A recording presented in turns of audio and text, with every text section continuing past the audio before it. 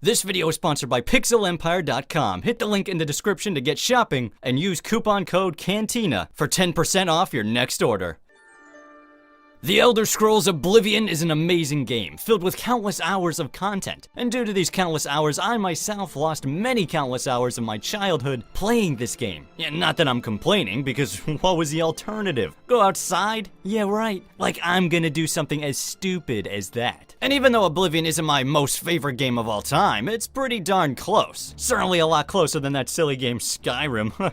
I mean, don't get me wrong, Skyrim's a fantastic game as well. It's just not as good as good old Oblivion. And you can accuse me of wearing nostalgia goggles if you'd like, but I can tell you right now that I'm not. I don't even have goggles. Nonetheless, ones that say nostalgia on them. So checkmate, haters. However, if you still don't believe me, then why don't we take a look back at this little gem, and I will prove to you once and for all why The Elder Scrolls 4 Oblivion is the greatest game that Bethesda ever made.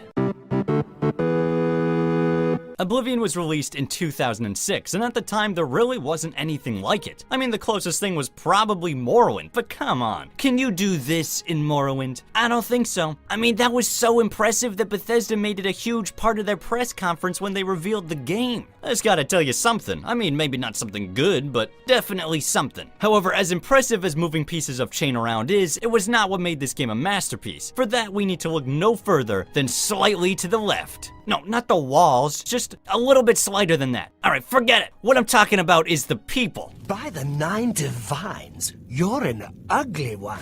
But then all orcs are ugly. Wow, what a jerk. But I'm not gonna listen because I know. I'm beautiful. Let me see your face. No, I'm sorry, Mr. Emperor. I was just joking. No, don't look at me. I'm hideous. Gods give me strength. Right from the start, the NPCs that populated this game were more interesting and unique than ever before. Like this guy. I'd really love the lights at night. Shoo, shoo. The city of love. Got it? Love, light, night. Big. Big, big, big, big. Right. Like I said, very interesting. Whoa. Oh, you scared me. I was off in my happy place and you just popped in and wrecked the whole thing. Look, you're not helping, guy. Anyway, all these interesting people each felt like they really belonged in the place that they were. And better yet, they actually seemed to live their lives as you might expect. They ate, they slept, they stole forks. It was groundbreaking. No game had ever given a non-player character this much autonomy. And honestly, very few, if any, have matched it since. Even Skyrim did not go this far, as they opted for a more on-rails approach. Which works for a first-time experience, however, it begins to lose its magic after you hear the same conversations every single day. Do you get to the Cloud District? Oh my god, Nazim, shut up! It's like the 1000th time you've said that. What do you got, like the brain of a goldfish? Jeez. What was I talking about? Oh, yeah. And if you bother talking to these NPCs, they'll just run through the same bit of dialogue like some kind of CD player. It's a bit weird if you ask me. However, in Oblivion, you don't have any of these problems because every NPC will do something a little bit different every day. They'll speak to new people and they'll say new things. And if you bother talking to these NPCs, they won't just run through a preset list of dialogue options every time you click on them. Sure, they do still have the normal rumors and city options. However, every single NPC also has a unique greeting that they will only say to you once, which is great for replayability because you will constantly be running into dialogue that you had totally forgotten about. Like this guy, what does he have to say? I don't remember. Yeah. Right, well I guess that wasn't a very good example, but you get the gist. Now, I won't lie to you, this system is certainly nowhere close to perfect and can often lead to problems like NPCs getting stuck in houses and sometimes even getting killed and more famously, stupid dialogue, which I for one consider to be a positive rather than a negative. Goodbye. Goodbye. Hi there. Yes. I mean, seriously, can you honestly tell me that Skyrim would not be better off with more of this? I haven't time for fools. Any new books you've been reading? Go away, fool. Oh, sorry to bother you. As amazing as Oblivion's NPCs are, and let's be honest, they are pretty amazing, there is another arguably more important aspect that really takes this game from being good to being the best, and that would be the quests. Sure, there are some great quests in Skyrim, but Oblivion doesn't merely have great quests. It has tons of great quests. I mean, practically every quest is fantastic. Alright, well, maybe not every quest. I mean, there is the one where you have to go beat up a bunch of slaughterfish, and also the one where you look for Nirnroot. Oh, and aid for Bruma. I mean, talk about tedious bull manure. But let's be honest, those few bad quests do little to tarnish Oblivion's good name. I mean, you can skip aid for Bruma if you want. Sure, that means the battle won't be very much of an actual battle, and Joffrey will probably get killed, but really, who cares if he dies? The Blades certainly don't. They have nothing to say about Joffrey's death at all. Plus, he was the guy who lost the Amulet of Kings. If anything, he deserves to die. Anyway, what I'm trying to get at is that the vast majority of Oblivion's quests are fantastic. The one where you kill a bunch of partygoers so that time you slept on a boat and then was stolen. And even that one where you have to find a painting. Sure, that sounds pretty boring, but in reality, it's a whole lot of fun. Especially when you need to start interrogating the peasantry. What were you up to when the painting was stolen? I was with the Countess all evening.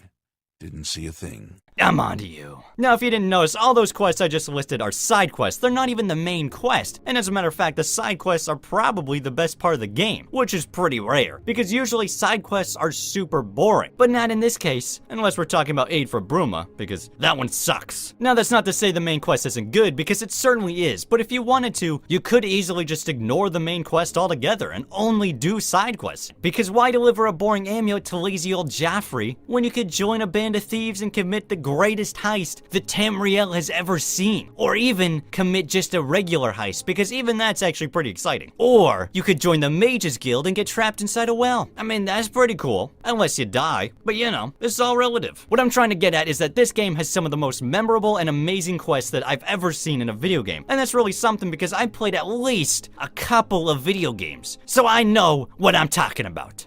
I think.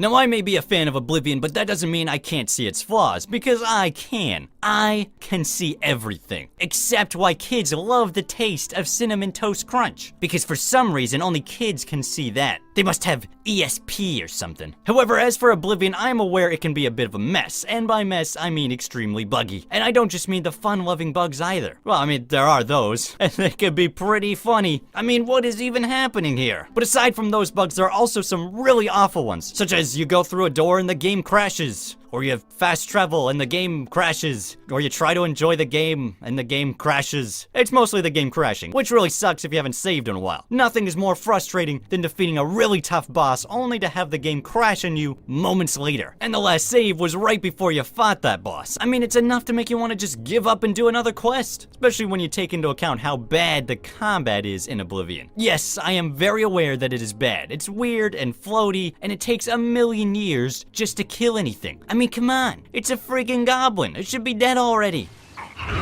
Shut up, Goblin. No one asked you. What's really unfortunate, though, is there's no decent alternative either. I mean, the swords are dumb, the bows feel like cheap dollar store kids' toys, and even sneaking is pretty useless outside of the Dark Brotherhood quests. And even during the Dark Brotherhood, it kinda sucks. I suppose magic is probably your best bet, but it still isn't all that satisfying. Well, unless something like this happens. Yeah, that can be pretty satisfying. But most of the time, no matter what you choose, you're gonna be stuck with an overall underwhelming combat experience. But that's just the thing. Oblivion isn't really all about the combat. It's about the world, meeting new and strange people and going on exciting and strange quests. Like this one, where you travel inside a painting. Wait a second. There's something different about this painting. Isn't that supposed to be a full wall?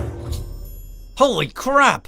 We're inside the Pixel Empire website, who just so happens to be the sponsor for today's video, by the way. Well, since we're in here, I suppose this is as good a time as any to start telling you all about Pixel Empire. Pixel Empire is a website devoted to geek-related posters and apparel, like this Skyrim t-shirt I'm wearing, or those sweet travel posters hanging on my wall. I like them because I can pretend like I can afford to travel to places. Tatooine's a real place, right? Well, anyway, if any of this stuff looks cool to you, then make sure to click the link in the description to head over to pixelempire.com. And make sure to use coupon code CANTINA to get 10% off your order. And if you like the travel posters like me, you're in more luck because currently Pixel Empire has all of their travel posters on sale for 20% off. Plus, you can use the 10% off coupon code with that as well. I mean, that's like a lot of percent. I'm not a math guy. However, if that isn't enough for you either, Pixel Empire is currently doing a gaming poster set giveaway. So if you want to win some sweet posters, make sure to hit the giveaway link in the description as well. Alright, I hope you enjoyed the video and I